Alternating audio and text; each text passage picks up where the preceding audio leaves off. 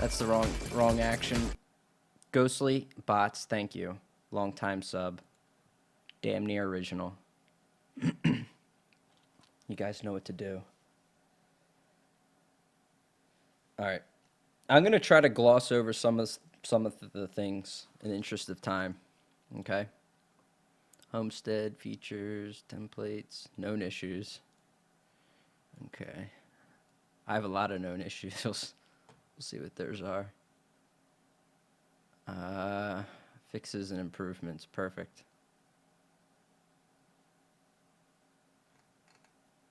Here we go. This will be good. And this. Okay. All right, Homestead. Homestead basic features. Again, I'm really gonna gloss over this section. All right. You may own one of every home, all the way up to all 39 available. I think I'll just do one. Apartments up to manors. Okay. Doings allowed in homes. That was a big. Pet distance mounts cannot be summoned inside homes, but they can be placed as decorations. Okay. I wonder what they'll cost crown-wise. I really do. When you have something that's can be bought with crowns or gold. I'm probably gonna miss some chat. Am I bald? No, negative. Home preview, editor. I'll get to this stuff on the PTS. I'll look at the menus and whatnot. Decoration.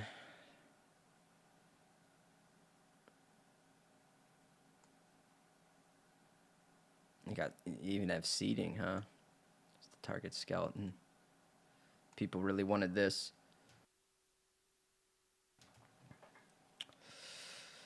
So there's your DPS tester. Your target skeleton.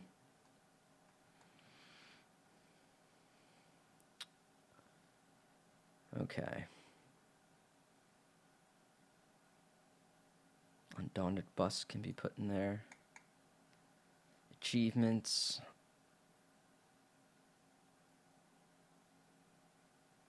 Okay. Even fishing, great. Okay. Boy. There's a lot on housing.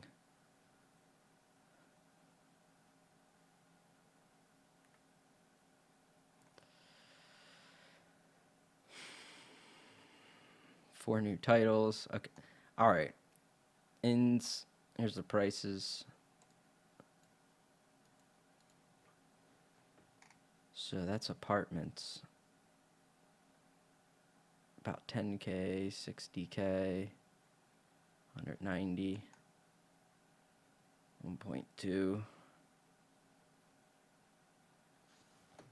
3.7. Wow. Whoa, why is the why are these different costs? Are they trying to say something here with the cost of this? Well, at least it's more expensive than the AD one.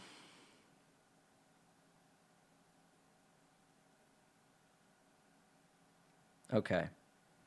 We'll take a look at this. We're going to get the Covenant Overlook, I think. We're going to have to do a fundraiser for this. I think. Because I need a little help getting 3.7. I'm going to have to craft. Or farm, rather. Okay. Crafting writs. Jesus.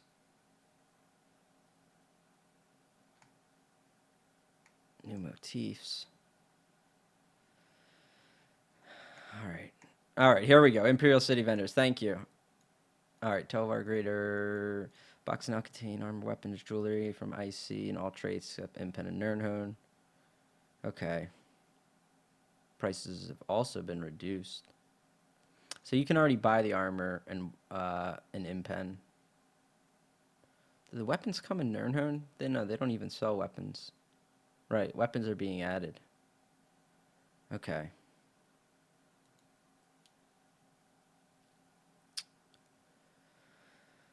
All right, the lockbox merchant. Sell jewelry boxes and IC. These contain a gold quality piece of random jewelry from the set. Wow.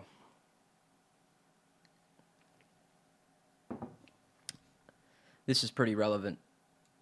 For a couple sets in particular, I'm looking at you, Reactive and Black Rose. You could literally run Reactive in 5-piece light.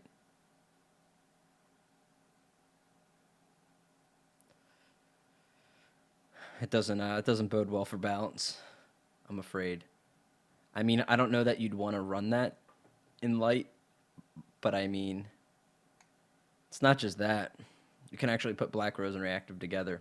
So I think we're going to bring back Vanguard 2.0 with that. Get ready for it. Black Rose, Malabeth, Reactive. Here it comes.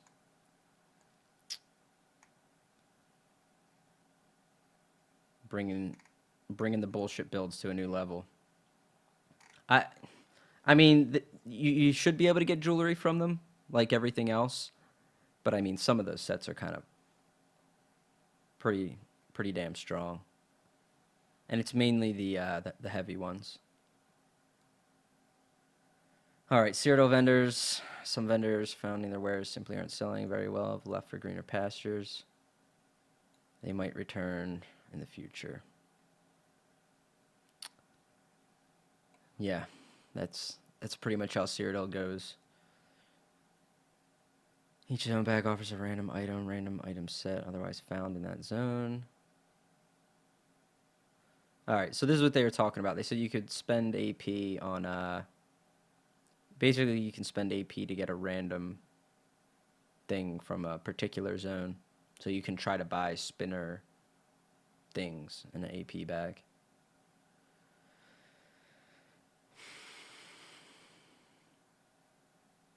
It's like I'm never crazy about the AP shit that you can just spend more AP on something else. They're always short-lived. Eventually the market dies. Chanter can now be found. They sell runes. I wonder if this sells. Well, it probably won't sell Kuda, but it'll probably just sell what they sell in IC. The IC V16 glyphs.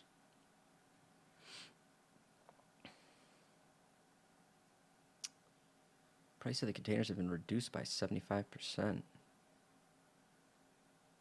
Wow.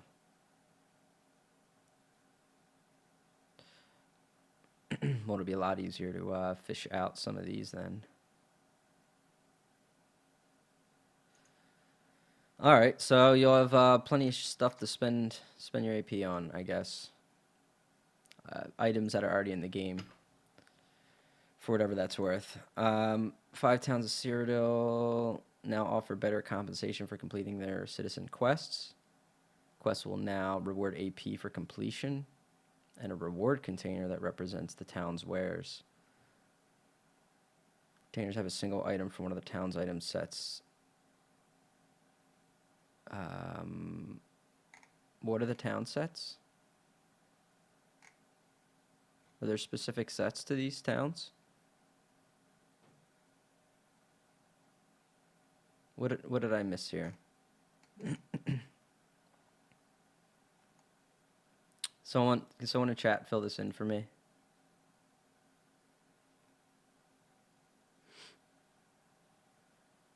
Okay, dungeon ready check, great. Dungeon finder, thank God. Okay, Razor Chroma support. Champion point increase, yep, okay.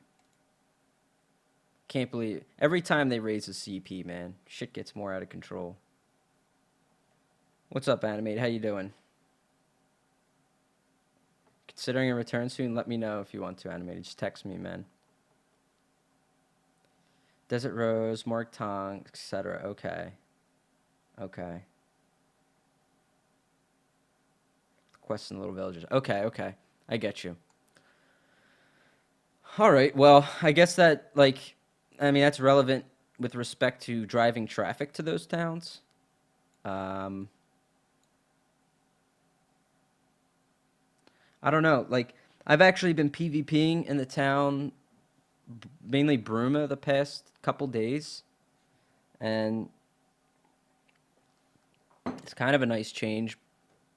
But it's like all you do is fight over the flags, you know. So I feel you're kind of like missing out on the whole town PvP experience, which I don't know. That's something I kind of wanted to do a separate thing on, but something to talk about more. I mean, it'll drive traffic there, but which is nice. I'm not complaining about that. A lot of times, the people you find doing quests at the towns have no idea what's going on, though. Like, I PvP during lunch today, and I went to Bruma, and I took it, and I killed a couple people. Then I went AFK in the house, and I made lunch, and I came back, and there was 4 guys doing the quest, and I just went up, and I just bashed them, like, hey, I'm here. There's 4 of them, and then none of them could fight to save their lives. I mean, they tried, but I mean, they couldn't do anything. But if there's some money in it, players might mess around with it, but I don't know. I really doubt it. Most of the PvP in towns is kind of shitty. And it's usually non-existent. Honestly, outside of Bruma, those other 2 are just like respawn points. Bruma seems to be kind of seated. I mean, it's literally seated between Bleakers and Dragonclaw. There's more reason for Bruma to have PvP and to be very pivotal. It literally has like 2 relevant points between it. So if DC and EP are fighting, there's more action there. The other ones are just kind of like a bit too out of the way to have that same thing.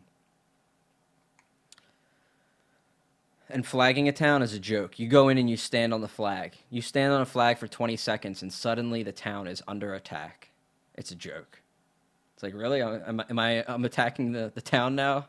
All right, here we go. And you just got to sit there and try to flip all 3 flags. It takes a few minutes. Someone can just run there and fight you. And you're just fighting on a flag. I mean, that's all it really is. It's pretty poor effort. Was hoping for something else with towns. I wasn't expecting it this patch, though, but anyway, let's move on. Known issues. Excellent. I'm going to cruise right by. There's known issues for Homestead, which isn't even on... The PTS isn't up, so... Thank you. Oh, these are issues that you're going to experience, I guess? Yeah, okay. Excellent. This is their to-do list in the next month.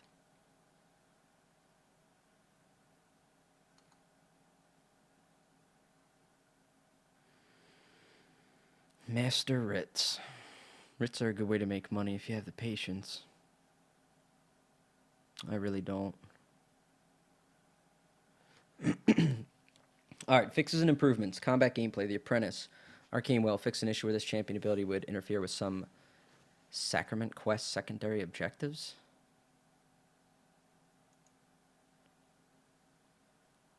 I don't even know what that means.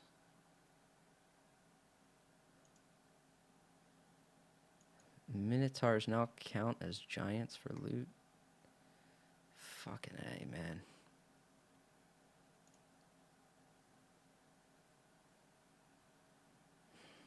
I feel like a dumbass reading some of these. Alright, combat and gameplay, monster abilities. No, come on. Where's like Great Bear, Ogre Elder? Man, where's the meat to these patch notes? I really got to do a lot of scrolling here. I'm sorry. This has been pretty empty so far from me.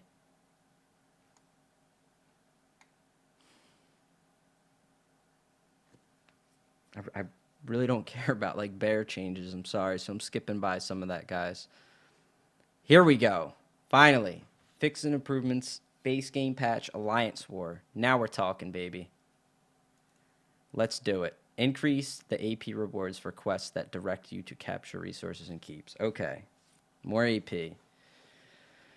Completing the quests now grants you 1,000 AP. Completing the keep, 1,500. Excellent.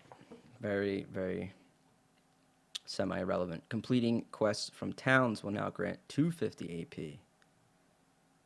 Whew. You do the whole town's quests. It's like killing one guy by yourself. Sick. Okay. Itemization. Fix an issue that caused Warhammers of Truth to drop with a magic armor enchant instead of magic absorb. What the fuck's a Warhammer of Truth?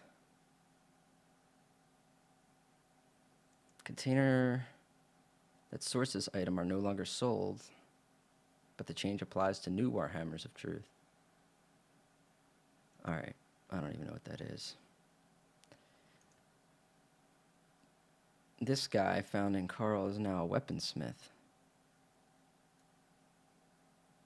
In fairness to her, her cart is still broken. That's great. The Faceless Staff, dropped by the Faceless in Cyrodiil, now has a proper gold value. What? Isn't this Alliance War? Alright, this must just be like the bullshit fixes. Art and animation. NPCs will now hold the broom properly while sweeping. Wait.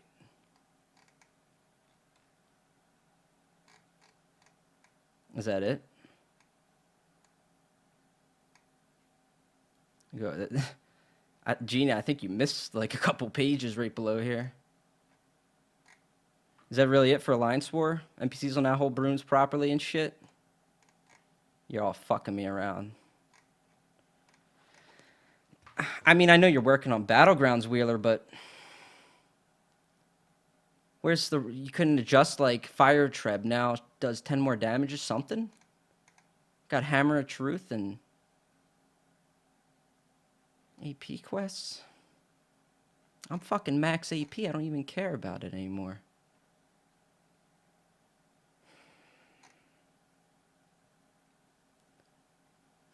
Alright. Combat and gameplay. Oh, man, there's really nothing this like Alliance War. Like I'm really hurt by that.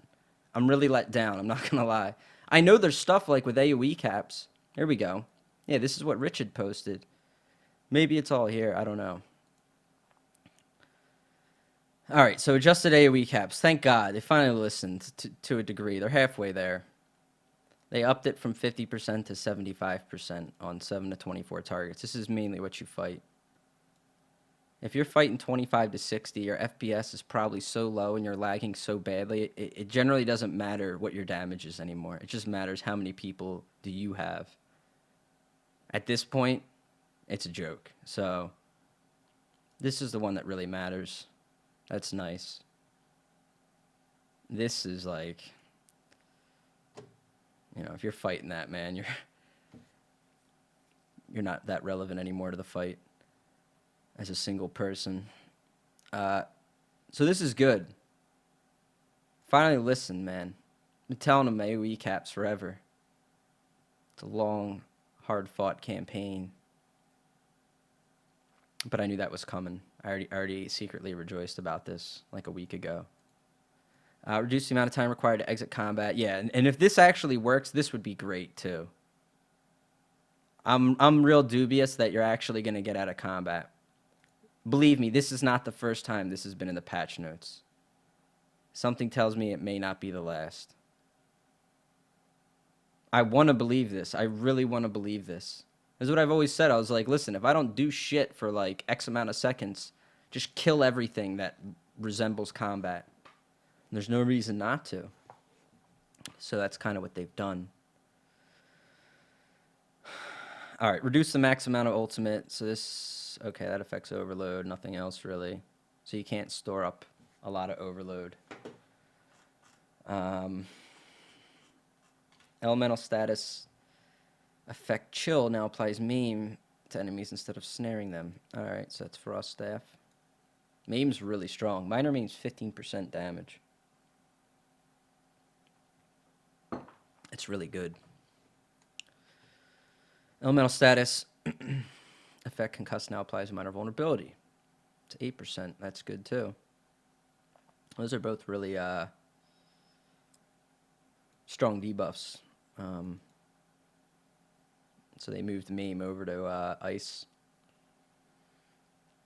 So it doesn't have the slow, but let's be real. You can find slows in a lot of other skills in the game. So that's generally a positive thing. Especially if it can still root with Ice Staff. Attempting a light attack while you're mounted will now dismount you. Increase the duration of crowd control immunity buff granted after crowd control expires to 7 from 5. This will now match duration of crowd control immunity buff from break free. Okay. It's kind of a fix, I guess, if you don't break CCs. Weapon swapping now automatically unsheathes your weapons before performing the swap. Not sure. Okay. Fix an issue where the stun animation would occasionally not display on an enemy when you stun them with a sneak attack. Listen, this is something that shouldn't even be in the game. This shouldn't... Why do you still stun people from sneak? I really don't know. You get way too many bonuses from sneak. You should not be stunning people. Fix an issue where the stun from sneak attacks were not granting crowd control. Yeah, no shit. But still, like, why should they stun to begin with? You'll just be in the middle of fighting, like, 1v5, and all of a sudden you get stunned because some guy behind you shot you while crouching. You know, it's stupid as shit. Just let him get his bonus damage on me and let me try to recover. Nope. I'm going to stun him too. Fix an issue where heavy attack animation using dual wield weapons could hitch. That'll be good. Fix numerous issues with abilities not displaying active effects. Fixed ability tooltips for grammar, spelling, and formatting. Excellent. Buffs, debuffs, created a new buff. Magicka Steel. Applies to enemies. It restores a flat value of magical to the attacker every second. 400 magicka every second. Oh boy. Even more reason not to spec into regen. Alright. Major evasion nerfed to 15%. Okay. Major force, this buff crit damage now additive instead of multi. Okay. Reduced to 15. Okay, but it's additive. I wonder how that pairs up now if you pair it with minor force and shadow. That'll be interesting. It's kind of relevant because this is on the resto ult. This gets use. Minor force, reduce this buff's category crit to 10 from 12. Okay. This will deserve some looking into. Shadow, force, major and minor, combinations, difference, changes. Those are all pretty relevant to both PvE and PvP. So I'll have to look at that, see how it pans out. Minor lifesteal. This category is now a debuff applied to an enemy instead of a buff. Restores a flat value of health. 600 health every second. That's a lot. Okay, so new buffs that used to be on Blood Altar. So Dragon Knight. Here's the big Dragon Knight buffs. Burning Embers. Fix an issue. Rank for this not allowing multiple Dragon Knights to apply dots. Okay. Fiery Grip. Increased duration. Expedition 8 from 2. That'll be good if you're using grip. A lot of people don't right now, but they may in group play. That may find its way for, I mean, because pretty much Magicka DKs have to go mist, but honestly, there's other stuff they use, like bats, which keeps them alive, so they may still just go that route. Magicka DK really doesn't have room to throw a lot on there, so you have to have a good reason to put this on. Inferno, fixed an issue where this ability and its Morse would display an incorrect spell crit on your UI. Okay, Lob Whip increased damage by 5%. Standard increases your damage done, decreases your damage taken by 12, 15, standing inside it. Down from that.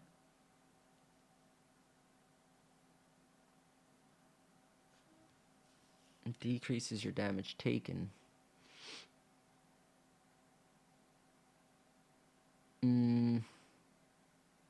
But they didn't increase the damage on this? They just brought down... Okay. I don't even know why they did that. But alright. Draconic Power. Coagulating Blood. Morph now heals you for 33% of your missing Magicka instead of 33% of your missing health. So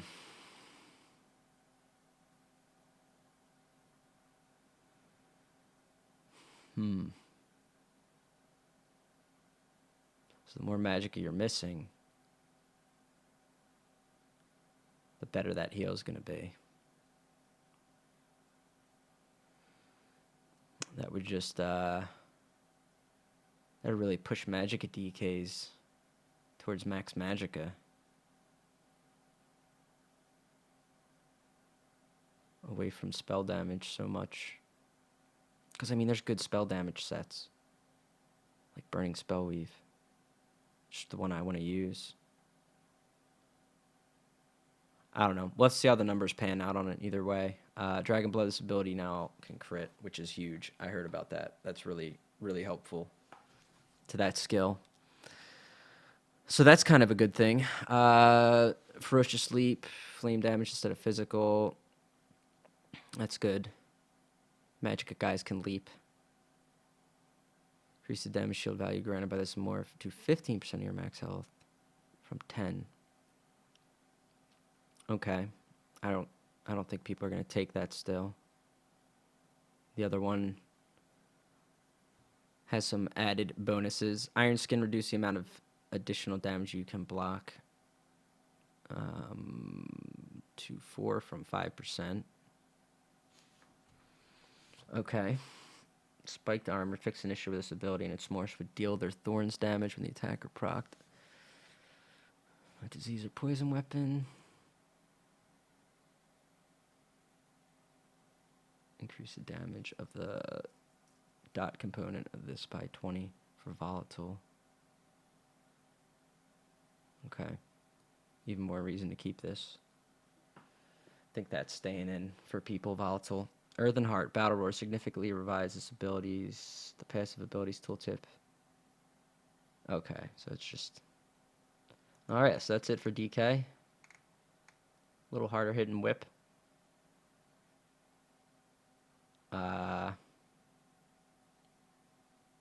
And then the rework to this. Blood and... You know, they have a Magicka Leap, but... We'll have to see what the damage looks like on that. Could be good. Alright, Nightblade, Assassination, Grimfolk Assassins will proc. From this ability, Merciless Resolve morph not only scales with your spell and max Magicka. Okay. Traps summoned by this morph are no longer visible to enemy play characters. Traps summoned by this morph can now fear up to 2 enemies. I still don't think people are going to use the trap version of this. Kind of like ever. I shouldn't say that, but it could have uses, but generally not for your 1vx or type gameplay. If you're out there popping people, or if you're going offensive. Anyway, Relentless Focus. This one now scales with weapon damage and max stam. Initial cast cost stam instead of magicka. Fix an issue where it was being mitigated off spell instead of physical. Okay, so they just fixed the two focuses, magicka and stam respective. All right.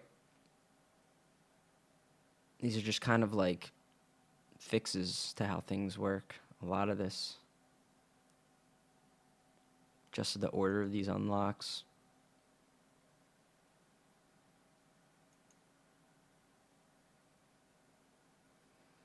Shadow Cloak fixed an issue where the invisibility from this ability and its morphs was being broken by certain abilities such as teleport, dark flare, and weapon enchants.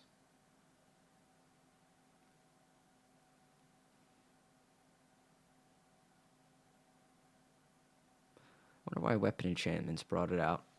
Dark flare is considered an AoE. Even if you dodge dark flare, you get hit by it. I don't know if that's in the knowns issues section. Probably not. If someone dark flares me and I dodge, it'll say dodged, and then you get hit with the dark flare debuff. Known issue? Who knows? Major defiled? Yep. It's probably why I brought you out. Same thing with teleport strike. Although teleport's always, it's a wonky skill. Weapon enchantments, I don't know why those brought you out, but... Summon Shade. Shade, summon by this ability and morphs now more closely match your racial appearance. Oh, perfect.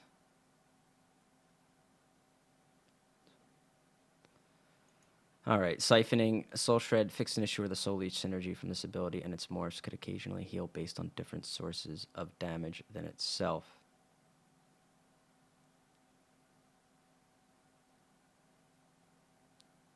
Okay.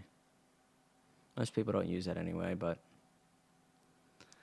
Strife increased the cost of this ability and morphs by approximately 38%. Get fucked. Nightblades. On Strife. Wow. Skill was already really cheap, though, right?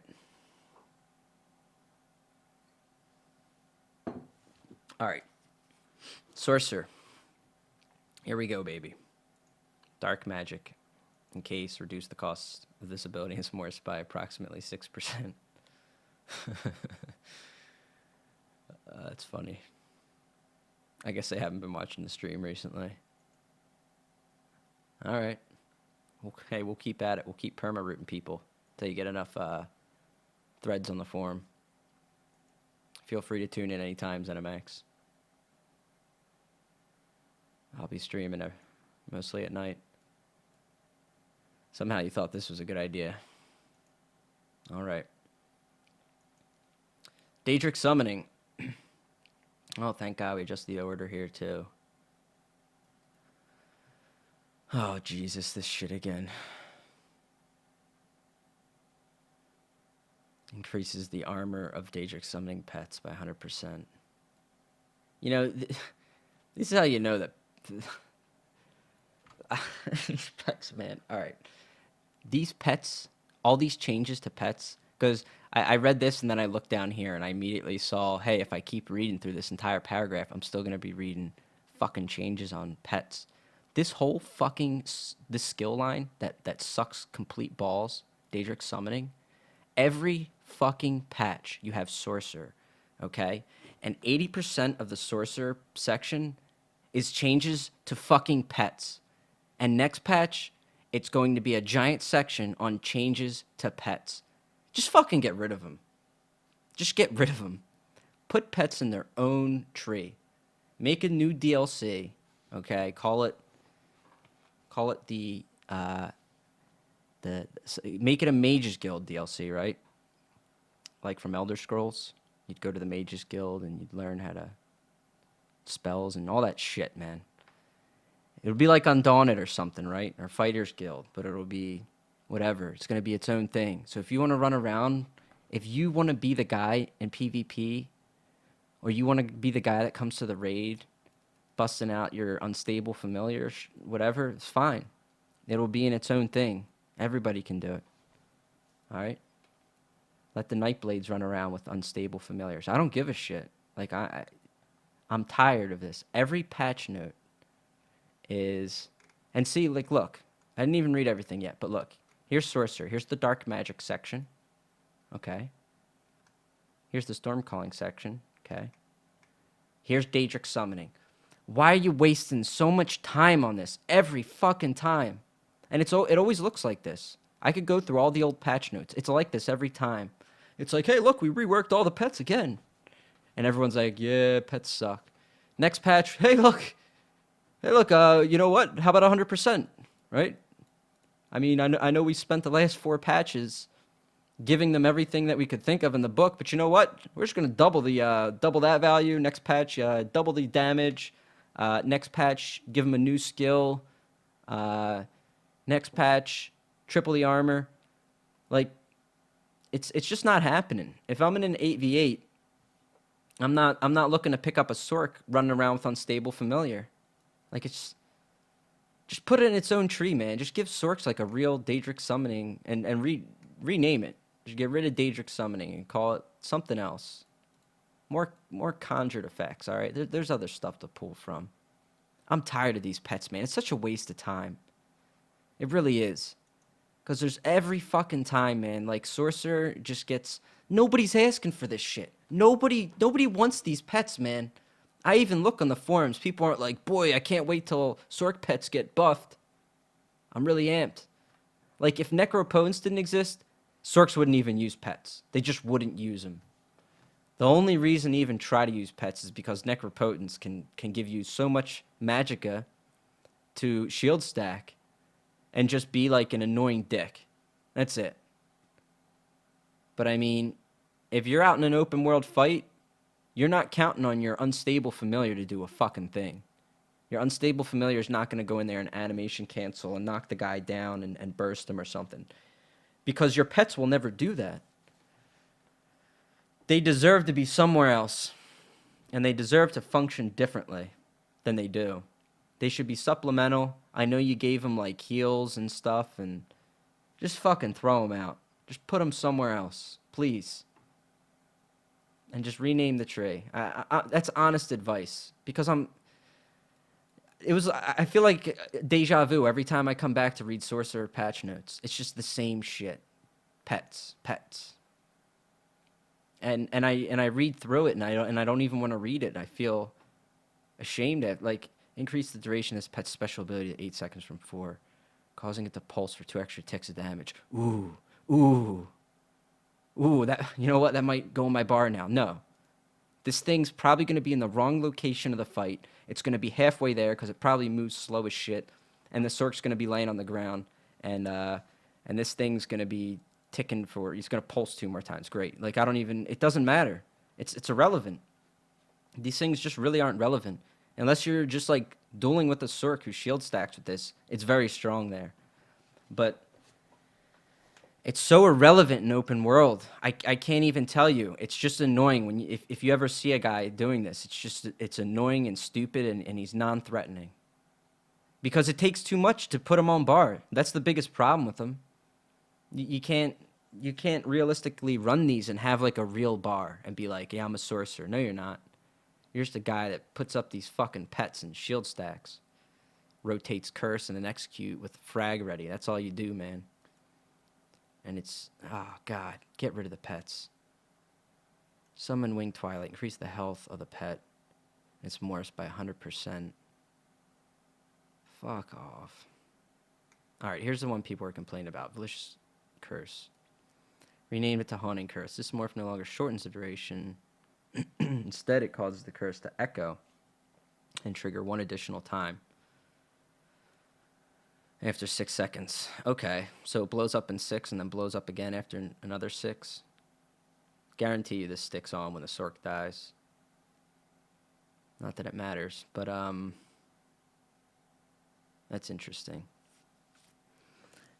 I wonder if the second effect will carry as the same thing, or can you keep rotating this? Because if you have to wait the full 12 seconds to use this skill again, and then I see where Sorks are a bit peeved with that. They can and will probably back bar curse, though. Some people have that on front bar rotation to, like, proc insta-frag. But you might just put it on your... You probably will now, especially since it's 6. Just put it on your back bar, throw it up, go to your front bar with Destro, and rotate Destro Weave until this pops. But you can just stay on your front bar more. That's one difference to the gameplay. I wouldn't call it like a huge... Like, it's... Okay, it's not a buff. I understand what they mean. In a sustained fight, you're constantly cursing the guy. I get that. A lot of targets, when I'm on Magicasaurk, a lot of the bullshit targets, man, they won't last more than one curse. But I know we're talking about non-bullshit targets here. Yeah, that's going to hurt your pressure a lot. You will be on your front bar more, and you will have to weave that skill less, this curse. But that's not worth it, because the curse hits really fucking hard. It'd be better to have it at 3.5. So it will take pressure off, but it's more of like a fire and forget a little more than how it was. It was part of your weave and damage. So I don't think it bones the Sork for its general gameplay, but it's going to hurt their pressure for sure. Okay. Storm Calling. Hurricane Lightning form, morph now deals 10% more damage each tick. Down from 15%. Final tick deals 150% more damage as a result. Down from 225. Alright, so they nerfed Hurricane. Oh, I'm not really surprised about that. I don't think it was that threatening. It did pretty good damage. But I don't think it's not really what kills you. I don't see Hurricane's damage as the big thing that Sorks got from the other patch. The big thing that I feel Sorks got was their ability to implode people so reliably. Their implosion's very strong. If you do your combo on someone and you push them into like the death threshold, just Hurricane procking, your light attack bash weave, that's going to proc implosion, that'll kill people. Lightning form fixed and issue were part of the visual effects for this ability, and its morphs were not displayed correctly when it was recast. I know of that one. Hang on one sec.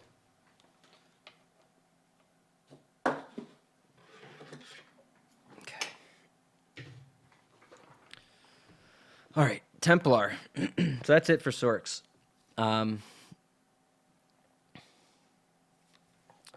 Very disappointed with the pets, man. I'm tired of seeing patch notes like this. Please, never, just be done with it. I can't stress it enough. I'm not even, trying to be a sarcastic asshole when I say move these things to a different tree. That is, a real thing. I think they should just be their own tree. And they can rename it and add 2 other pets. Summon a flame atronarch or whatever the fuck. Just put that shit over in another tree, call it a DLC, and just fill in this tree with, some real skills. Anyway. The passives suck in that tree, too. Except rebate. Or not rebate, is it rebate? The ult reduction one's in there, but the other one, there's a passive for you'll heal when this pet dies, and then here's another passive. You'll when this pet's active, you'll get this. Here's another one. What's the other one? When the pet dies, you get Magicka back. Almost all the tree's passives are dog shit. How the fuck am I supposed to use a pet on a Stamsork? You know? Someone paint me that fucking picture. Because if I can't use these fucking things on a Stamsork, Why do I give a shit about a majority of this tree? Reality is, I can't use any of these as a stam sork. Nothing. Bound armor, there's a stam morph, great for PvE. Try to use it in PvP, and you'll be pulling your hair out because you're missing 2 skills that you need to survive. You can't do it. It's not worth it. It's good if you're like behind an army and you're like, yo, I'm a max stam guy that's, I fight behind 20 people with a bow or something. Great. Cool build.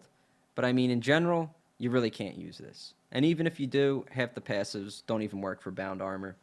It's stupid. That tree is dog shit.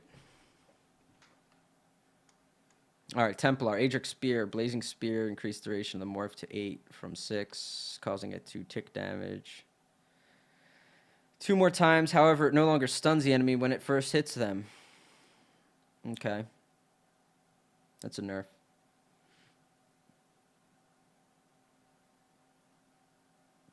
Yeah, it's kind of a nerf. When I play Templar, I don't even use this for the stun, even though I have it. That's only because I use Vamp Drain. Spear shards increase the time it takes for the spear, this ability, and its morphs to land after being casted at the target location. Alright. Dawn's Wrath, Backlash. Ability to morph now, deal moderate damage when they are initially applied to the enemy. This damage does not contribute to the copied damage delivered at the end of the ability's duration.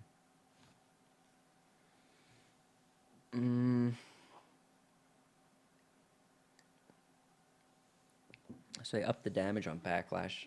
I don't know how it'll be. I feel like the final burst from Backlash still isn't very good, so it's hard to warrant this being on bar. The closest thing you can compare it to is kind of like how Cirque's Curse works. It's like something you place to combo with burst. But they generally aren't a class that functions like that. They don't have high burst spikes with jabs or flare, so. But anyway. Eclipse ability and the total dark morph now placed on an unlimited amount of targets.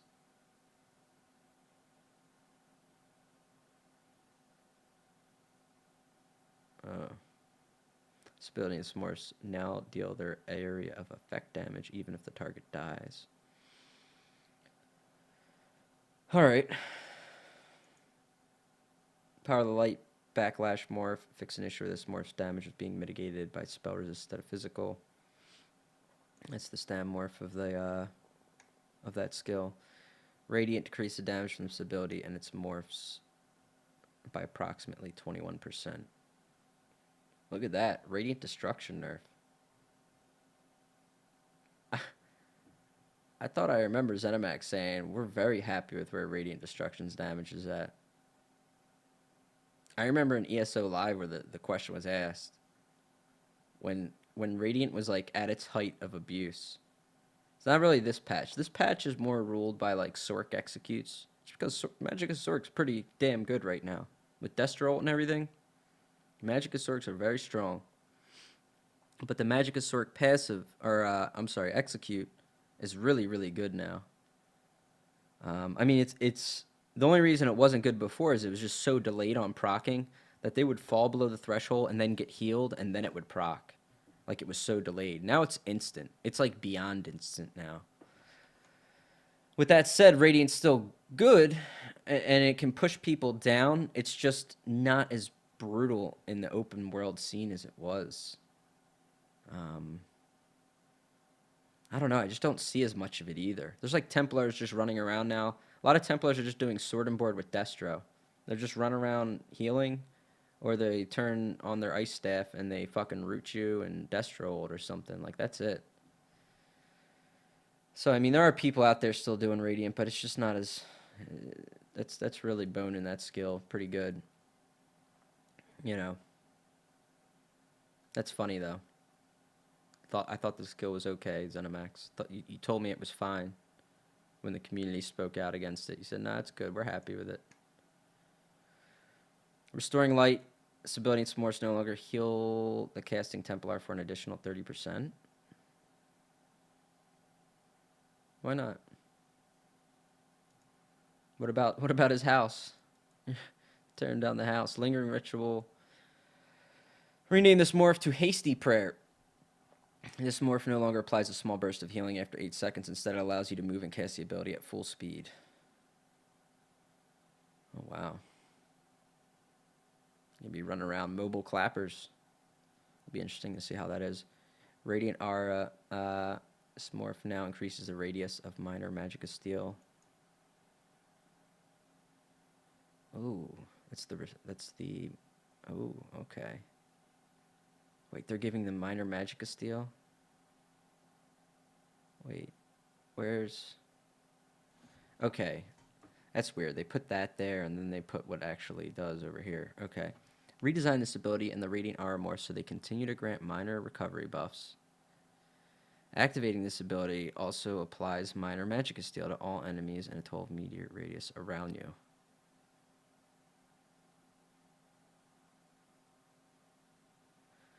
So wait, minor Magicka Steel, if I recall, it gives you 400 Magicka every second.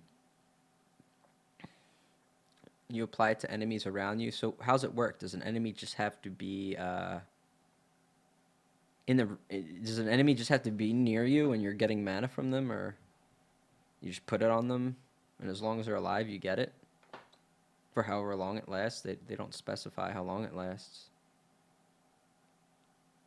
Am I reading that right, or do you have to hit them to get the Magicka, or does it just fucking... Does it just drain them? Does it actually drain it, or does it just give you mana?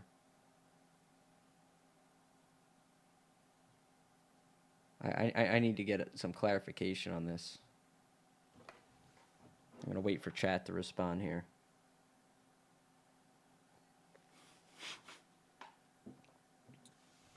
$903 viewers. Oh, wow.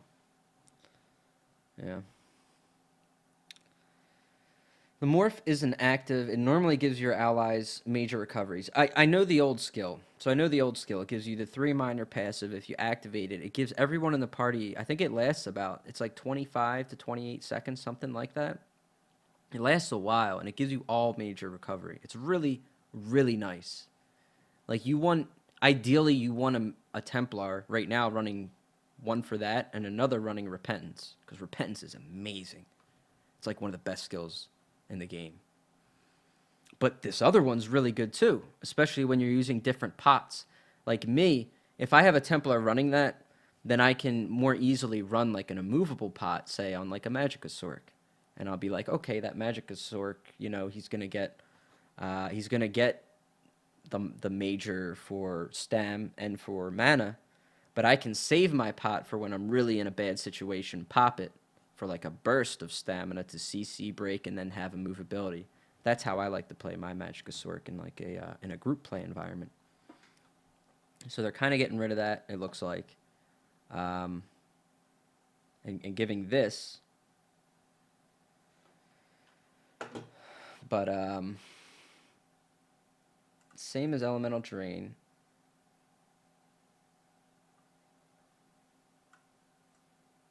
You think it drains? There's no way it can drain. That's pretty much like, I can't use Dota's analogies, but it's kind of like just having Pugna full time in the game, everywhere in the fight. And that just wouldn't make sense. There's no way it can drain. It's got to be just a receive thing. It can't. If it's a drain, then listen. Every giant fight, both sides are just constantly gonna have Magicka drain. They're gonna be draining each other full time. Everybody's gonna have it. There's no way. Either way, it's a Magicka sustain, and again, like, this allows you to steer away from needing as much actual recovery in your build, which stamina for the most part is able to get away with. It's something that makes stamina very strong in the game right now. Is a lot of builds like Stam Sork and Stam DK, they go with almost no regen. Literally like none. Most Stam Sorks play with no regen, and they just use Dark Deal to sustain with heavy armor. Same, a Templar can use... Templars generally have a good chunk of sustain, and they do great all around still. But they all have heavy armor too. But I mean, this just lends to that sustain, basically, is what I'm saying. You can forego some sustain and add it to even more Magicka power. which is a buff. Is what I'm trying to say, I think. Thank you for the sub. I will catch the subs here in a minute. I'm sorry. I turned alerts off for a bit while I review this. I am not ignoring you, but I will get to that. Anyway, this is a dangerous thing. I honestly think Templars are in a very solid place already. I think they're a bit too solid. People have asked for like my Templar build, and I haven't wanted to release it. It's been half me being lazy, but there's a big part of me that knows how much shit I will get for putting it out there. Because in short, it's so easy to build a Templar with unbelievable survival and unbelievable sustain and insane effectiveness. They do it all. They do it all. And they're very flexible in how they build. Now, this is for group play I'm talking about. Not that you can't build them to 1vx, but what they lack in 1vx is their ability to be mobile. That's why Stam are good for 1vx for the most part. There's really no escaping like a large Zerg. But my point is, in group play, they are so strong. And that's why I've been like trying to... I've messed a lot with Magplar off stream. Because if they don't change this a lot, this class will be extremely dominant in Battlegrounds. Like, to the point that you would probably want Magplars to be 50% of your group. If it's 4v4, take at least 2 Magplars. If it's 8v8, take at least 4 Magplars. Like, I've thought a lot about it, and that's literally how I would build my group. Because you can build them to have good sustain, they're very tanky, they can keep people alive in a pinch, and they can still do damage. Because, like, what they do in healing lends right to their damage. And they don't have to sacrifice their survival to do it. They can do it in heavy right now because of the way heavy works.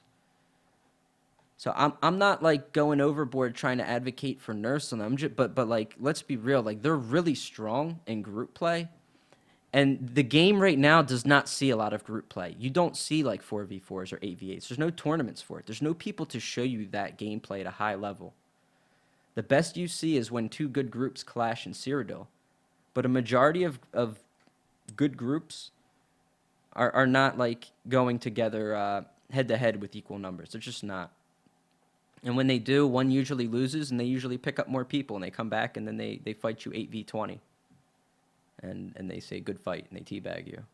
They probably don't say good fight, though. They probably just teabag you.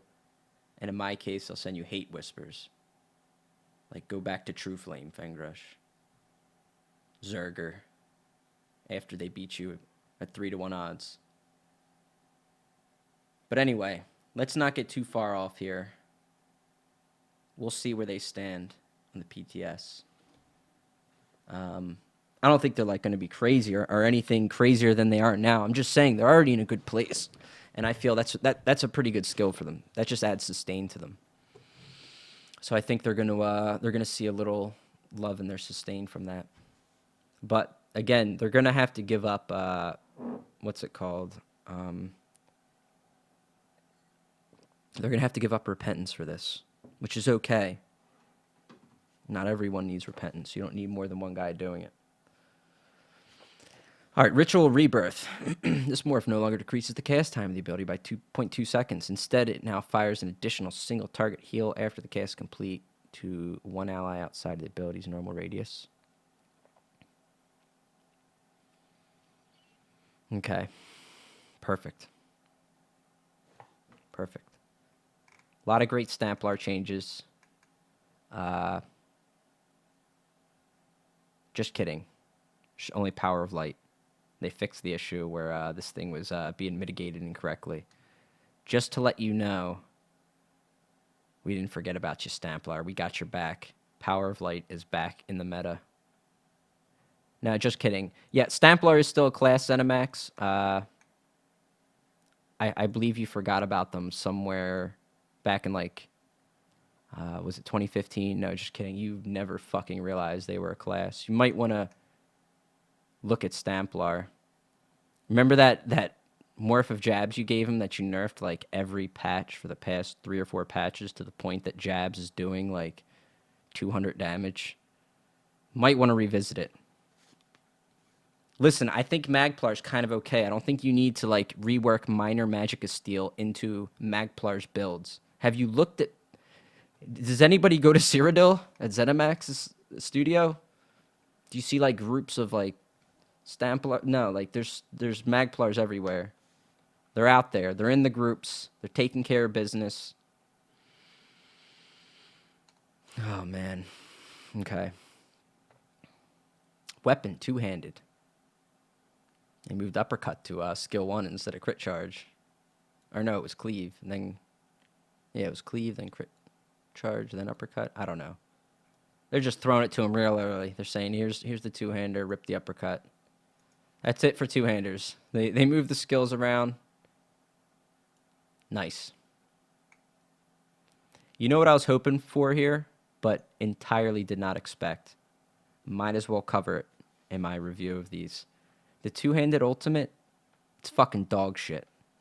Of all the ultimates that you put in for weapons, the two-handed is one that really missed the target for being relevant anywhere. A big reason is, for me, in my opinion, a big reason is that you can dodge it. And if you dodge it, you don't even get anything from it. Someone dodges your thing, you get fucking nothing from it. You throw it out the window like it's gone. And it's pretty damn expensive. And it's not crazy for what it does. The only way I would use this, and I tried to make a build for it, I was talking about this on stream the other day, was on a Stam DK, because if you can kill a target with this on a Stam DK, you immediately get it back. You get all the Battle Roar heals from it, okay? I made a build. The skill sucks so bad, I made the build around the skill. Now, when you have to make a build around an ultimate because it performs so poorly, and you still can't make the build work against any reasonable player, the skill is just dog shit, in my opinion.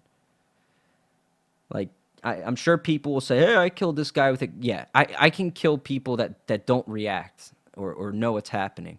But I could kill them just as well with no ultimate. The skill needs to be looked at. Of all of the weapon ults, some of them have uses somewhere. Like, you can use the bow ult. It may not be the best. You can use the dual wield in PvE, and it's very hard to aim in PvP. The Resto ult's good. The Destro ult's good. Some of them have been overlooked, like the Resto ult. Everyone told me it was shit. And a lot of people still think it's shit unless they've seen me use it. It's good. It's real good. Sword and board's used. That's good too. Two-handed? Nah. Dog shit. Any changes? No. We reworked where these skills are unlocked, though. I mean, it's just like a simple thing. And in my opinion, that's like a simple ask. Like, ZeniMax could come to me and say, of all the weapon ults we put in this patch, Fang Rush, just real quick, you know, I got 20 seconds in my day. What do you think of them? Pretty good? Not so bad? Terrible? Something need to be looked at? I'd say maybe look at the Destro, toning that down and rethinking it because it's really strong and it's used. And number 2, the two-handed ult sucks. Okay, we'll look at them. Like, it could be that easy. And it's just not. Destro is probably not touched either. But we'll see. One-handed shield, power bash, fix an issue with this ability and some morphs. Could not use proc enchantments or poisons. Okay. Dual wield adjusted the order. Okay. Last rate. All animations and visual effects will now display properly when using this ult. I didn't know they weren't working. Shrouded Daggers. Reduce the cost of this morph to match its base ability. Hidden Blade. I have a very particular use for this skill. I haven't got to show it on stream yet. It's not that bad. The bounces on this do really good damage. I like taking underused skills and trying to make them work. This is one of them. This does like about twice as much damage as Steel Tornado. Bounces 3 times. Not bad. You won't see it unless a meta player hands it to you, though. Bow, adjusted. They put Snipe as the first one? Holy shit. Oh, you're starting off the noobs in a bad way. They're just going to snipe throughout all levels now. Oh, boy. All right, Hawk's Eye increased the amount of times passive ability can stack to 5. It continues to increase your damage with bow abilities by 2/5% per stack. I guess they mean 2 to 5 as you level it, which technically means it can stack up to 25 instead of 15 now. It's not bad. This bow and arrow used for this ability will now point in the same direction. That's helpful. All right, Destro Staff adjusted the order here too. Elemental Storm, fixed an issue where this ability and morphs could occasionally cause your ground target reticle to become stuck and prevent you from using other abilities. Reduce the damage from this ability and morphs by 5%. That's, I mean, okay. It's like, hey, become a Dark Elf and use a Fire Staff.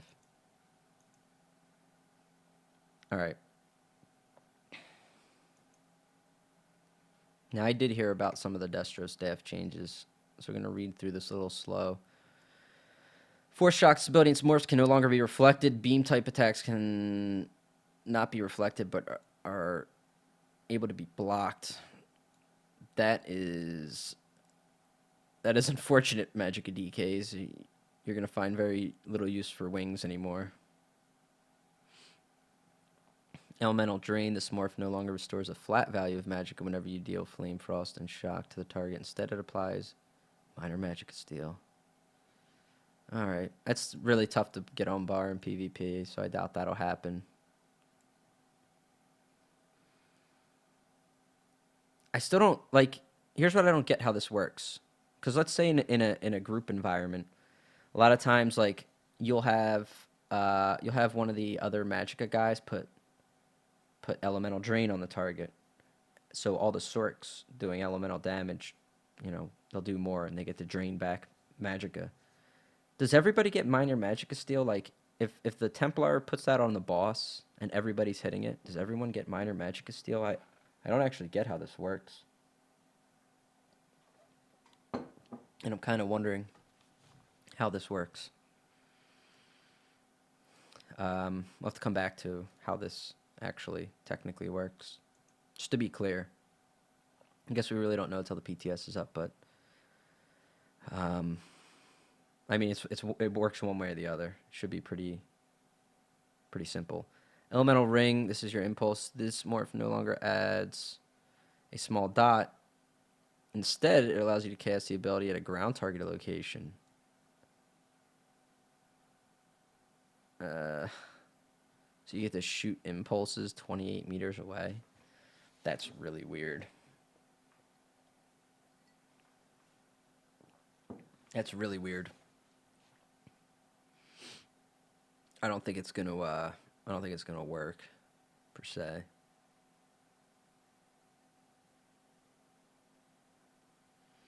I don't know. We'll see. We'll see how that pans out. That's kind of... I just can't even imagine shooting impulses across the screen, but it's still a tight radius. Like I think impulse right now is 6, or maybe even 5. But it's real small. It's the problem. You really can't use it outside of keeps and choke points. It's about the only use you get out of it. It's a debuff. All attackers get the magic if the target has the debuff. Okay. Alright. Trifocus. This ability now taunts the enemy after you use a fully charged Frost Heavy. This ability now causes your block to drain Magicka instead of stamina and stops your Magicka recovery instead of stamina recovery while blocking. Yeah, this is the one. So I heard about this earlier. It's probably the most relevant change of everything. Biggest game changer as far as your meta goes.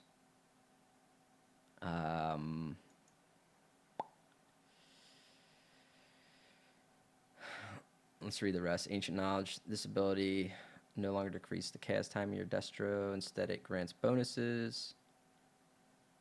Flame, increase single target. Frost, increase the block. Lightning Stabs, increase the AoE. Okay. So yeah, that's and there's just resto staff after this. I mean, we didn't get to proc sets, but I know they're getting. I know they're taking a knock, but man, like, I feel like we're shifting real into Magica meta here. Um, Honestly, groups already were pretty Magica focused, but Stam really only have proc sets going for it right now because of the way people can build this patch with all the armor sets. And you can just put 5 heavy on with 5 lich on your back bar, and you could still have a Destro staff. Like, can't you just be a Magplar with heavy, 5 heavy, and a sword and board lich and heal? And then go to your Destro staff. Maybe block over there too with your Frost staff. I mean, reduce the cost of block by 30% and the amount you can block by 20. It's fucking huge. Huge. It's before CP. I mean, you can block with sword and board and drain out your stam for a little. Flip on over to Destro. Drain out your magic a little. Flip on back to sword and board. Drain out some stam. I mean, you could just go heavy and just pile on sturdy. And sturdy's now double dipping in your build. Instead of just building a sturdy build to stamina, which puts you in danger of not being able to CC break. I mean, you can just, like, how much magic are you actually going to lose if you, like, if you have, like, 40k magicka with sturdy equipment and a frost staff with the proper CP, like, what kind of beast are you going to be? You'd be like, oh man, I'm getting low on magic. I better switch over and block on the sword and board bar where my lich will proc and fill up my mana bar while I use my stamina to block some more at very limited costs. By the way, this sturdy equipment's great. I really like it. It seems to really be benefiting my magic and stamina for survival these days. And certain classes can get away with this and others can't. Like a magic setup can actually do that. Like they can do that now. A stamina, no. You really can't just pitch in a Destro staff on your back bar on stamina. You need rally. You need that burst heal. You need two-hander. Unless you go two-hander Destro. Because you're some kind of asshole. Which isn't going to really work too well outside of a Sork. I mean, Sork can flip their stats around so easily. Look what I... If you guys know my Sork tank build, which isn't even really a tank, but it can tank ungodly. I mean, it's abusing the fact that I can stack high magicka recovery, turn it into stamina, and block endlessly. Well, what if I just throw in a Destro with that on the back bar? Then I can just sit there and be like, hey, I feel like blocking a lot right now. It's cool. I'll fill up my mana bar in 3 ticks. Because that's literally what it takes to fill up my mana bar on that guy. It's fucking insane. And my stam bar takes about 1.5 seconds to fill up. I mean, these are some of the things, like, when you put this in the hands of people that really go and crunch some of the numbers on some of these sets, man, you thought, like, unkillable block builds were a problem now, then get ready. Because I think you're going to have really strong block variations. And there's just certain sets it doesn't make sense on. So you can block with, like, Desert Rose. Desert Rose just procs whenever when you get hit. So I could be blocking with a Destro bar and just refilling magicka, or just have, oh my god, you know, there's like a lot of ways that you could technically build this, and it just, none of them point to signs of something really good, in my opinion. I think this is a dangerous change here. I think it's a toxic change, actually. I think we're going to have problems. These numbers, these will never stay. This is going to be in the patch notes, guys, right here. See this shit? anyone who just arbitrarily throws and reduces the cost of block by 30%. When you throw out a number like that on an offensive Frost staff and a Destro skill line, you're going to see it in the patch notes again. We've modified the value on the reduced block cost of Frost staffs down to 20%. Like, it's got to change. Like, and this is just the, oh man, we'll see how this pans out on the PTS. Honestly, like, this isn't even like a 1v1 thing. This is more open world stuff. This is the stuff that gets skipped in PTS. You don't get to see how open world builds perform or how group builds perform. And that's where this is going to be most relevant. You're not going to see sudden crazy dueling builds because you can block with the Destro staff. It'll impact that, especially if you're talking about a Magicosaurk. Like, a Magicosaurk can just jack his Magikarp, which he's already doing today. That gives him ward protection. Okay? He can block like crazy then. So he's blocking with uncrittable shields, okay? So you're hitting this guy, you can't crit him. He has shields. You're hitting his shields for half, okay? He's got a lot of magic to burn through. All right. And all he needs to worry about with his stam, like, you're never going to burn out his CC on stam because he's not going to have to use it to block. Boy, well, how will he get Magica back? Oh, right. Dark Conversion. Boy, who put that one together? Oh, man. It's scary. It's literally scary. All right, Resto staff. Force siphon this ability. Its morphs no longer heal for a flat value of health whenever you deal damage to the target. Instead, they apply minor lifesteal to the target. All right. Minor lifesteal is kind of a cool buff. Again, it's hard to find use of this. In PvE, sure. You know, I'm sure this will be another one of those things you put in on a raid.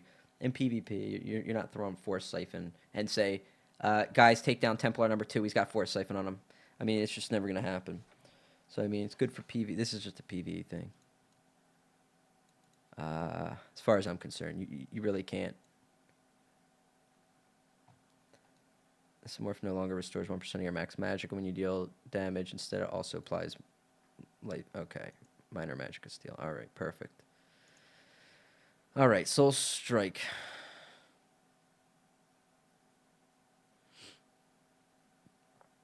They remove something here, some timing. Total damage dealt remains unchanged. Clouding Swarm, Bat Swarm morph. This morph no longer causes your character to pulse invisibility every second. Hang on. What you should have here is this morph never caused your character to pulse invisibility. Therefore, okay, that would be more accurate patch notes. Like, this skill never fucking worked to begin with. I remember I picked this up. I'm like, yeah, that counts towards your Nightblade's hide bonus. You'll crit for more. I'm like, oh, baby, I can't wait to use it. I went and used it in PvP. I never fucking went invisible. I said, what's wrong with this skill? They go, oh, it's broken. Always was. It's the damnedest thing about it. You know? And it just never got fixed. So instead of fixing the skill, in parentheses, activating a swarm now allows you to use the ability, again, to instantly teleport to an enemy up to 22 meters away and deal high damage. This teleport can be used many times as possible within the swarm's duration.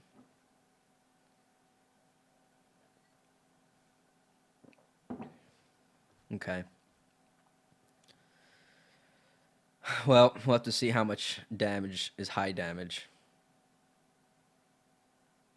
I mean, the first iteration of Hurricane did less than half the damage of Caltrops.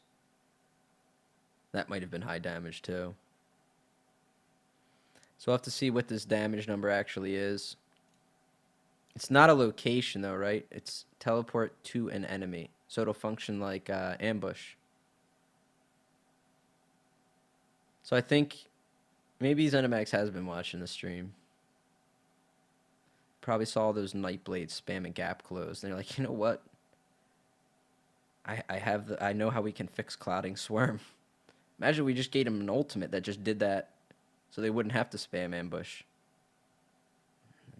We'll fix Clouding Swarm and give him that instead. That's what it sounds like. It sounds like an enraged version of ambush spamming.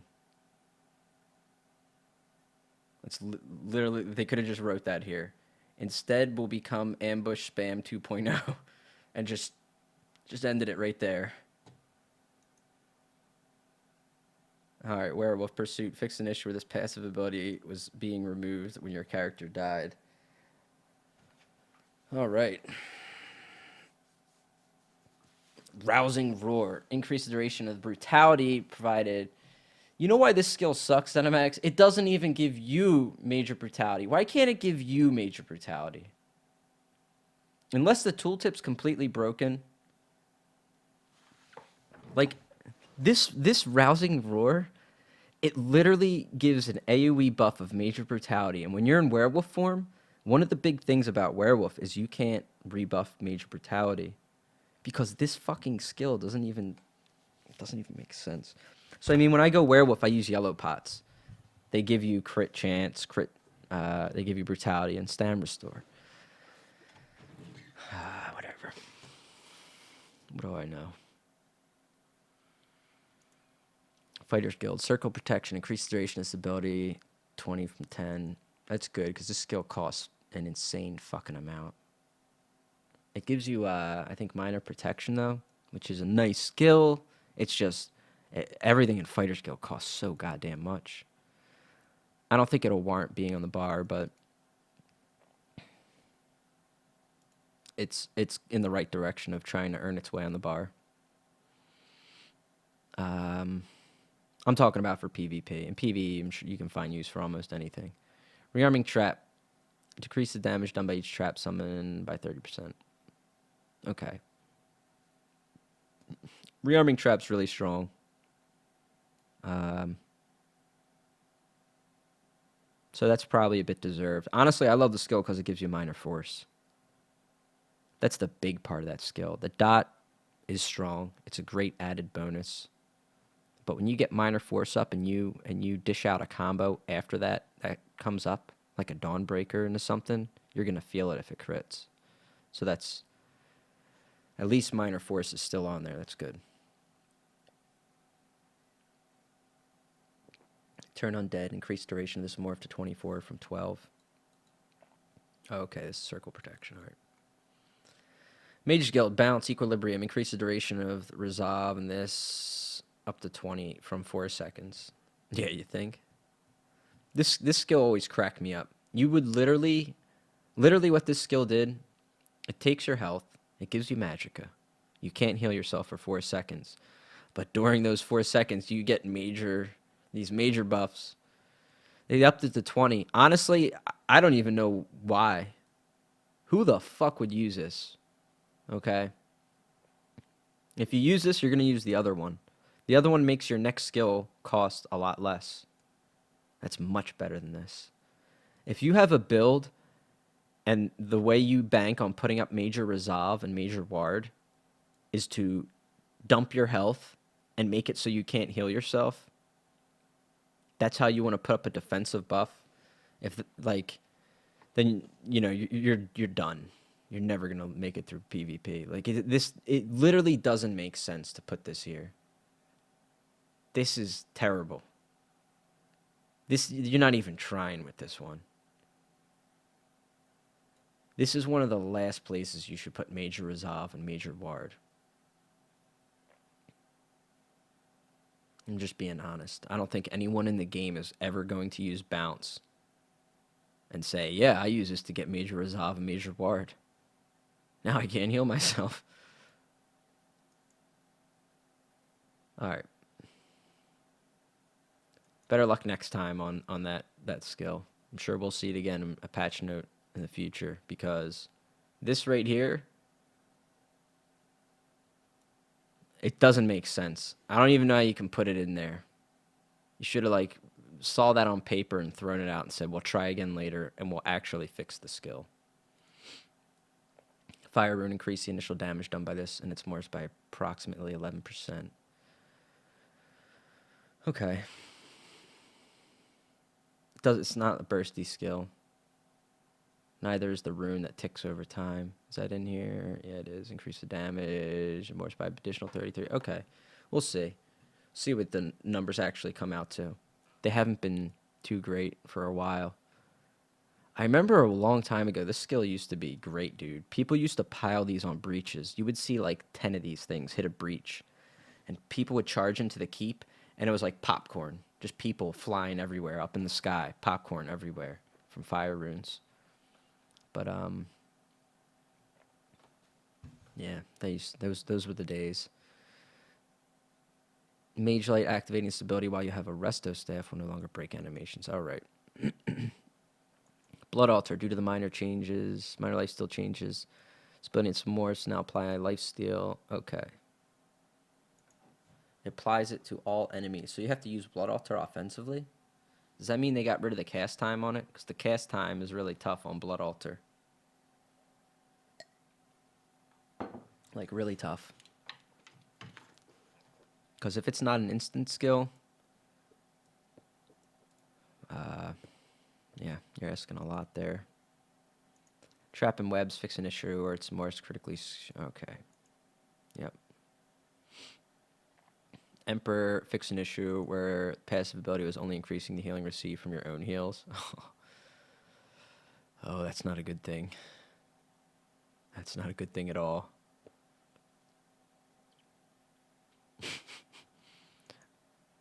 Welcome back, Big Breath of Life's. Revealing flare reduced the cost by 50%. Very low use there. Unchained, this ability now reduces the cost of a single stamina ability by 80% for 5 seconds instead of reducing all of them. That's really, really, really, really, really big. This impacts stamina players, especially very high-skilled, high-level stam players, in a big way. Most people don't utilize Unchained to the fullest, but when they do, and they methodically do it, it's a night and day difference on their stamina. I used to, when I'd go to my overload bar before, where I'd keep caltrops, I would specifically get CC'd just to CC break and use Unchained to place caltrops because it was 80% reduced cost. Caltrops cost a lot. Then I'd immediately Vigor, bar swap, rally. Hey, I'm at full health. It cost me very little, and I got my shit up. But that's what a lot of people do. They get CC, they immediately break, they get up, they rally, they Vigor, they can shuffle. They can get that shit off. They've reset. They're good to go. That's going to impact them in a big way. So, unless you play on non-CP, like I have been, and you will miss Unchained very dearly at all times while you lay idly on the ground without stamina. Dark Anchors. Don't even care. Monsters that use potions will now display an interrupt telegraph earlier. It's about time. Thank you. Fix numerous issues where icons associated with monster abilities were displayed on your character UI without a purpose. Yeah. All right. Looks like we're back into the area of things I skip a little bit. Yep.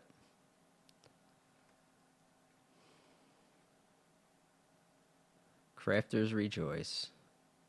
If you have access to the craft bag through ESO Plus, you can now decon items and refine materials even when your inventory is full.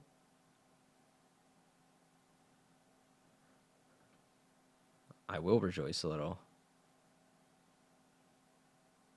Not too much. It's a nice little touch, but how about just some more bag space, god damn it. I can't hold all the equipment in the game anymore. Can someone confirm they didn't put any way to expand your inventory? Because I'm really shocked if they didn't. There should be like quests or something. Just open up a couple quests now available in the whatever guild line. You know, put it in the Thieves Guild or something. Or put like a couple in each DLC, guys. Be like, hey, if you have the DLCs, you can go do those quests to expand your inventory space. Do whatever you need, man. I've been subscribed to you guys. I can get access to the DLCs. I need some more bag space. It's a joke. Everyone has bag space problems. Alchemy, here we go. Fix an issue that caused potions of vitality or defiled incorrectly compete with minor protection.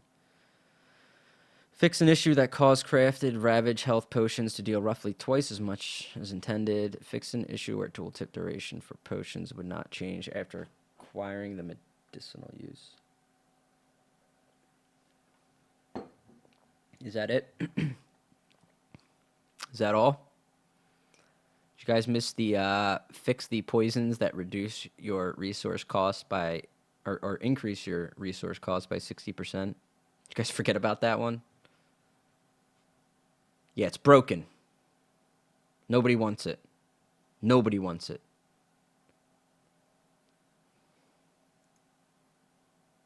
It's not in there. They forgot it. I'm sure it's supposed to be in there. They just forgot to put it in there. Crown store, crown crates. Here we go. You know, like I glance through this shit. I read shit like wearing this will no longer cause Khajiit ears to disappear. Like,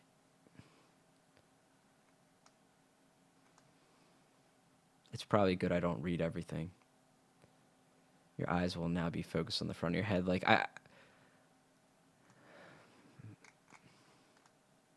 and then I go to Alliance War section, and they're talking about the Warhammer of Truth that they fixed.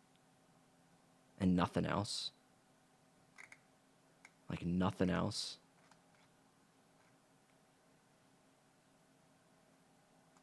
Fix an issue if you spoke to the Harpy. Like,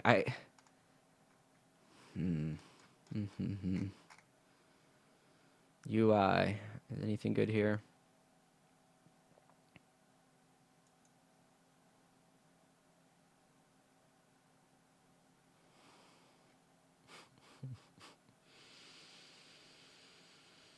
Oh, okay. Dual results will now immediately interrupt the countdown if you lose or forfeit. Okay. Is that it?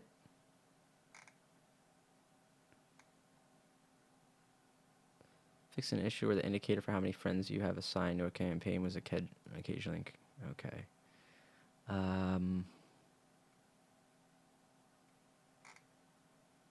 Where's the thing to Viper and stuff? Did I skip that? Oh, item sets. Item sets proc which deal damage or healing can no longer crit.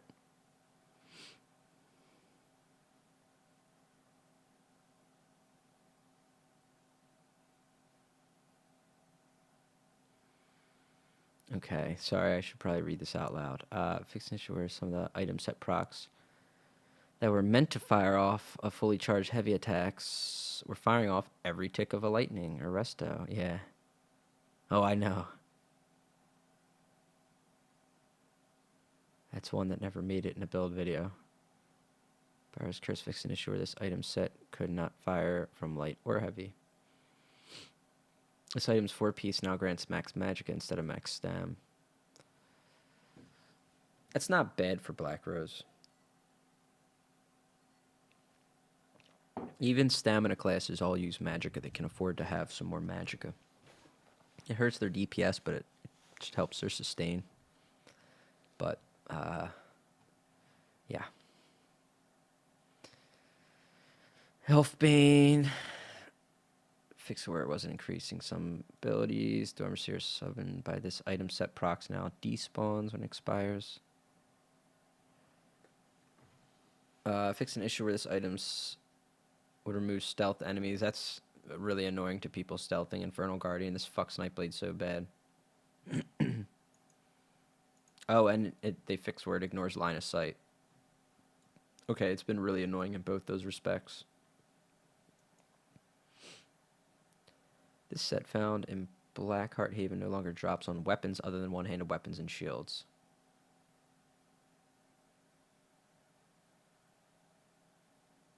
Okay. It is a sword and board set.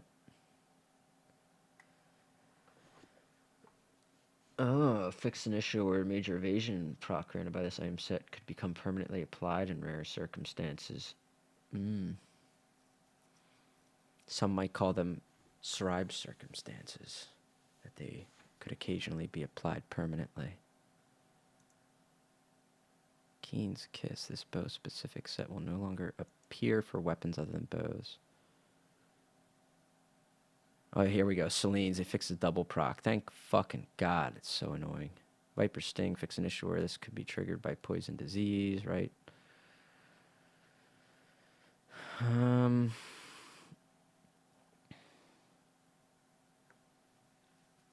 Fix an issue where this enchantment was not granting you a damage bonus for your light attacks. Really? I didn't know that. That's news to me.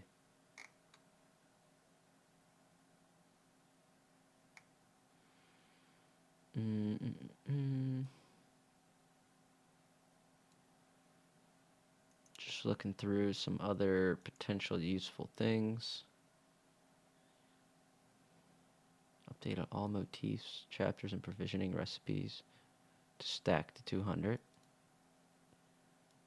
How about fucking siege weapons, man? Can they stack to 200? Can I get my own Alliance War bag? I'm a fucking Grand Overlord, dude. Can I get a bag to put my siege in?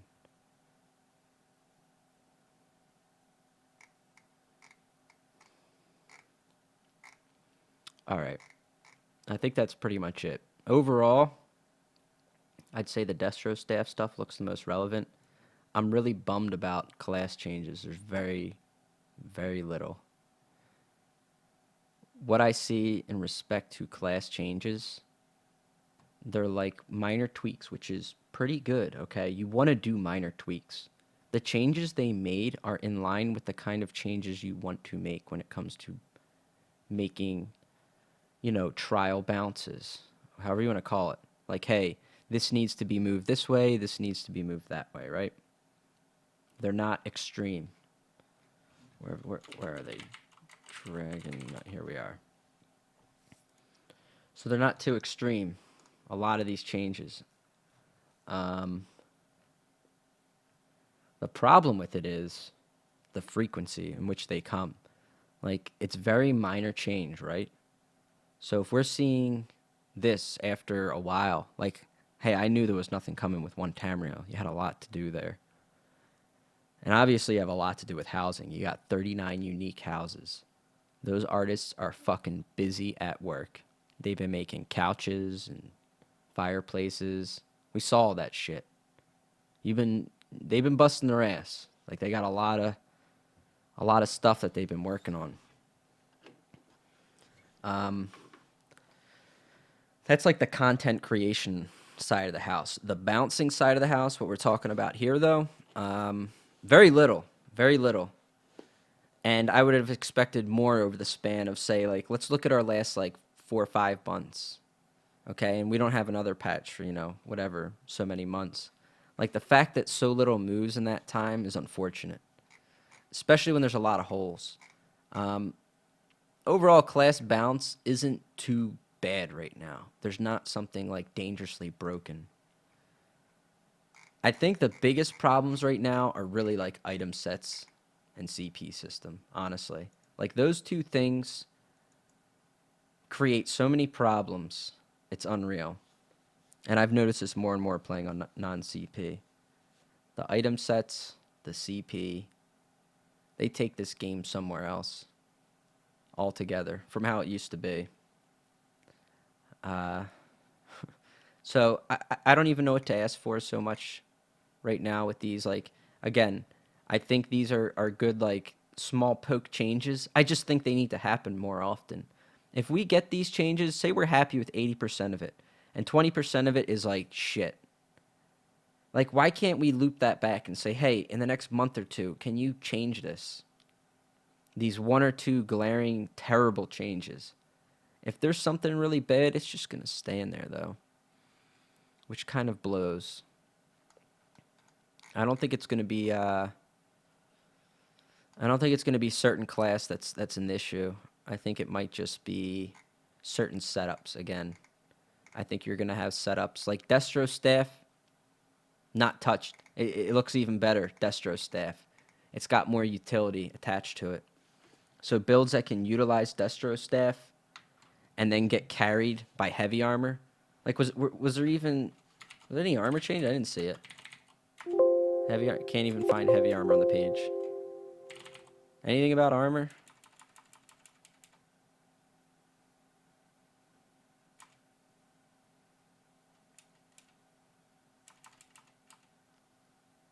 Bound armor, no. Nothing. Okay, there's no change to armor. One of the biggest issues in the game right now is how strong heavy armor is and how the other two kind of pale in comparison in PvP. You combine that with certain things. Like, that's what made it so hard to run medium is the burst was there, right? But not only that, it's the sustain. Like, just the raw sustain and defense you get from heavy. Oh, look, I have more health. I get added weapon damage, and, oh, I have more armor. Oh, I get healed for more. And then it's like, why do I want to run medium? I have a higher chance at critting. Cool. Oh, I can roll dodge more. Or you can just stand there and run rally and vigor and be in heavy. And just heavy attack. And make out like a bandit instead. So I'm really surprised there's no changes to armor. Like, those are the big things. Like, specific armor sets needed to be touched on. Armor overall, penetration values, things like that really needed to be. They're like, it's like a higher level thing. It's not like the individual classes that needed to be touched. Like DK, yeah, sure, Magicka DK needed some love. It's not like completely god awful right now, but it fails in open world. But it's not alone in that respect. There's certain classes that just fail in open world. And honestly, 1vx is damn near dog shit right now. If you're 1vxing, you're killing people that really don't know how to take care of themselves. You used to be able to kill better stuff than that when 1vxing. You used to be able to 1vx a lot better. And if you fight, like, it's not only if you fight people that are better. Like, say I'm fighting like just 2 or 3 like half decent people. They kind of know what's going on, but they may not be, great with their skills or healing and all that. And you're fighting them, and all of a sudden Nightblade comes and hits you from stealth and like crunches 80% of your health bar, and maybe you die. Something like that can happen. And none of the people you're fighting were very good. Like, stuff like that didn't exist before in 1vxing. And it's such terrible gameplay. But there's not only that, but like the general structure of Cyrodiil has really changed. There's not as many server options. You go to a server, you just eventually get overwhelmed by a lot of people. These are all problems that just pile on. And there's a lot of quality of life things. Gap closers still snaring you. Try using Mistform while 3 people gap close you. Fucking try it. You will just start screaming at how frustrating it is. You can't even move in Mistform when you're being gap closed. Nothing in here about it. Is anyone working on it? Does anybody care? Like, there's certain things like that, they make you wonder. Listen, I know people at ZeniMax don't go out and try to even 1vx, but like, can they just watch some of the streams? I'm not saying like cater to a 1vx thing, but like, look at what happens basically when you're outnumbered. Because the same things apply when I'm fighting 4v20 or whatever it is. And it doesn't even have to be so extreme. It can be 4v10. It can be 4v7 or whatever. If you're outnumbered, like, the same fucking things add up to killing your guy. And they're just really detrimental gameplay things. So I don't know. A lot of the sets out there are kind of busted right now, and I expected more changes to those. I really expected a bit more with Cyrodiil. Like, there's nothing on that. There really isn't. I'm a little. I feel empty after reading the patch notes inside. Just a little empty. I'm not surprised. I'm not. I'm a little let down. I'm pretty disappointed. I think big groups are gonna pretty much be the same thing next patch. You already have Templars running around with Sword and Board and Destro. You're gonna have just as many, if not more, of them. It's a very comfortable play styling group. Sorks are gonna be able to run around with a lot of Magicka and block. in group. I mean, why wouldn't you just run around in a group is generally the thing, like a bigger group. And it just keeps coming down to the fact that when you throw these things together, whoever has more numbers wins. Like, this is what I want changed in Cyrodiil. Like, there's just, there's no interest from ZeniMax, I feel like. Like, is Battlegrounds going to be the only answer? I don't know. Is that the only thing I can hope for to have any kind of reasonable, even play? Because everybody, like, again, Cyrodiil is just, you eventually push with certain people or your solo or whatever until you get outnumbered and run over. And it's not your fault. There's nothing that you could have done. And you're literally getting fucked by in-game mechanics. Just like, oh yeah, you tried to run, well, that guy spammed gap closer on you. So, your guy is in full stop and go mode. It's like driving a car with a transmission that's completely fucking blown. And you're just like, stop, go, stop, go, stop, go. And you're in full sprint. But you can't get anywhere. You can't do anything. Try to do it with misform. Stop, go, stop, go, stop, go. Like, that's just, it's one thing, but it's just been in the game so long, and it just shows, like, it's ZeniMax, for me, it's just a message, like, listen, if you're outnumbered, we don't give a shit. You deserve to die. Why did you show up to that fight with less people? So what, do I bring more people? Because those 4 guys ran me down, should I bring 8 and kill them? And then those 4 bring 20 and kill my 8? Is that how the game's supposed to work? I mean, and it's on a single track, right? Like, you either go east, west, north, south. Everybody runs into each other. Numbers just pile up, and they'll be like, oh, my faction doesn't have enough people on. Like, is that it? Is that all I can hope for in Cyrodiil? Because I was kind of hoping for... Like, I don't know what their ultimate vision is there. I want a vision of Cyrodiil, what they want. Like, you can't. Are you happy with Cyrodiil today? Should I ask that? Like, what's the plan? Is it to just add vendors nonstop? All that was in here was we removed some vendors here, we put vendors over there. Well, you can sell shit here and buy shit there. Like, is your vision for, like, by 2018 Cyrodiil to have just more vendors in it? Like, what's the vision this year? I hope there's a vision for Cyrodiil. I keep saying this word because it's an important word.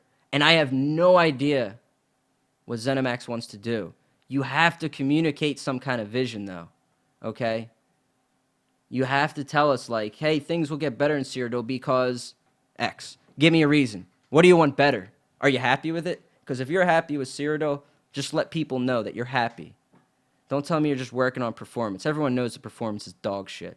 Until you make people spread out, it's not going to change. But what else do you want in Cyrodiil? Are you happy with it? If not, what do you want, ZeniMax? Like, what are you planning to do this year in Cyrodiil? Because I love Cyrodiil. Like, Battlegrounds would be great for even fights, but what about Cyrodiil? Like, what about open world? What about Imperial City? Is this your fix to Imperial City, to sell more shit? You don't fix PvP by selling shit from a vendor. That doesn't improve PvP. You can't just keep throwing vendors at it or throw a flag at some place. Town PvP still blows. Districts are still empty. Like, what's going on? I don't know. I don't know when it changes or if it ever does, or if anyone cares enough to make the move to see it change. I just don't know. Can only hope. I would love for they'll never do an interview with me. And don't get me wrong, like, I really like everyone I've met at ZeniMax. I really love them. But I also like the game. I stream the game a lot. I have to care about this shit, especially to keep playing this. I do enjoy playing the game. I mostly just enjoy playing the game with my friends. I used to play a lot more like solo gameplay. Some people really like to watch my solo gameplay. I don't do it as much anymore. It's very frustrating.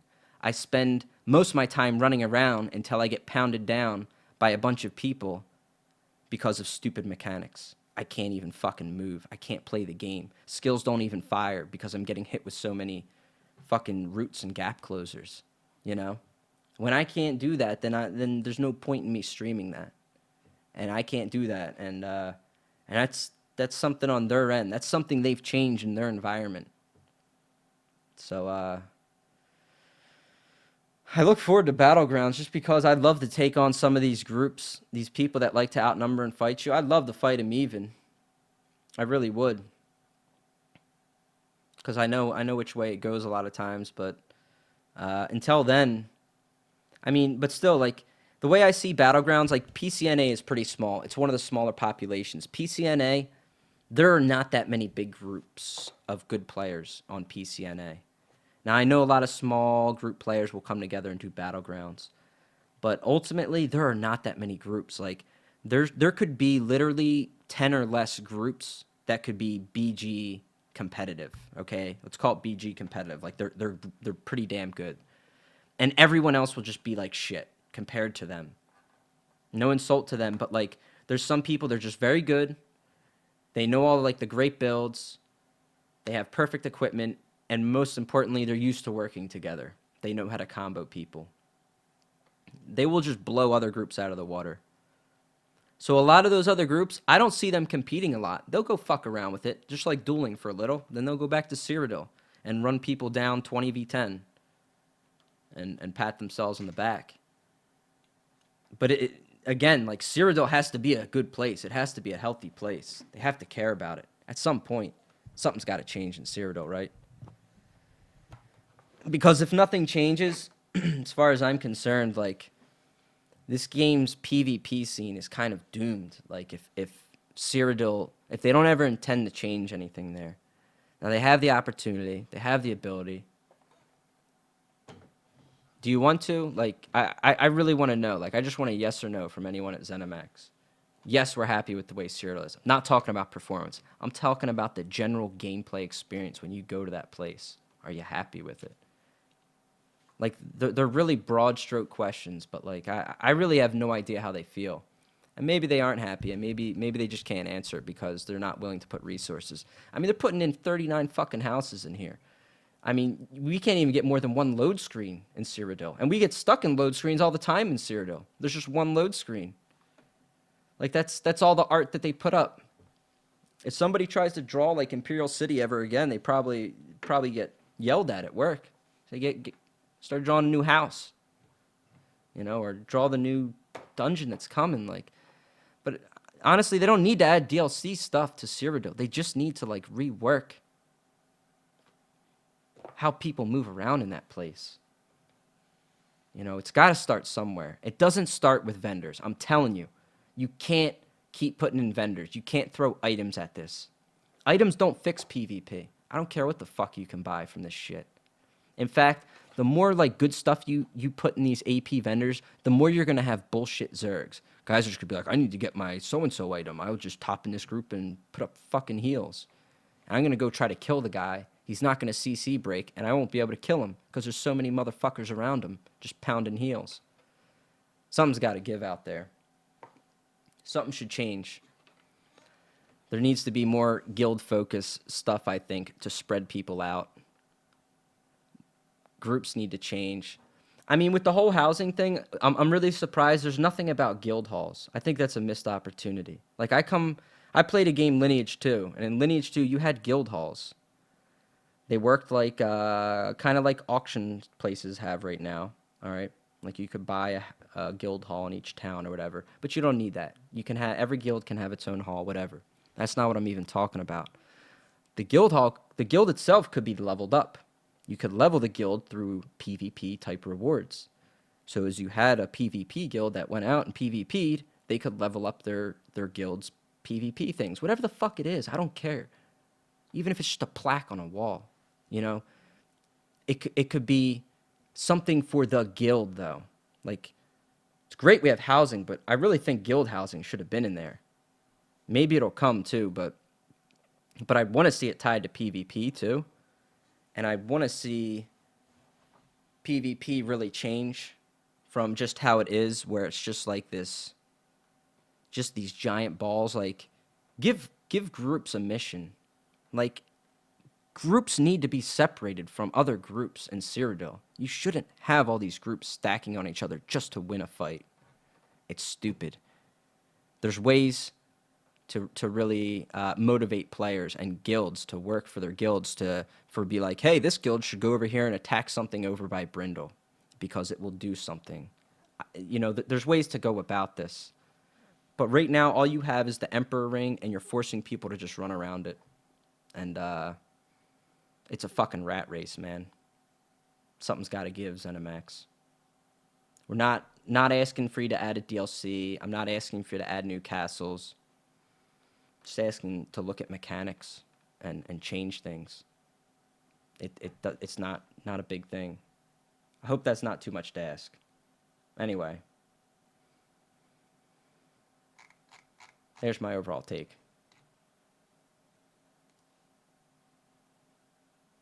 I don't think I missed anything. I'm sure there's some things in here that they could have added. I'm really surprised heavy armor wasn't touched. I'm really surprised about that, actually. I really, really, really, really thought heavy armor was going to be changed. Really surprised. But, all right. There's my review, guys. Hope you enjoyed it.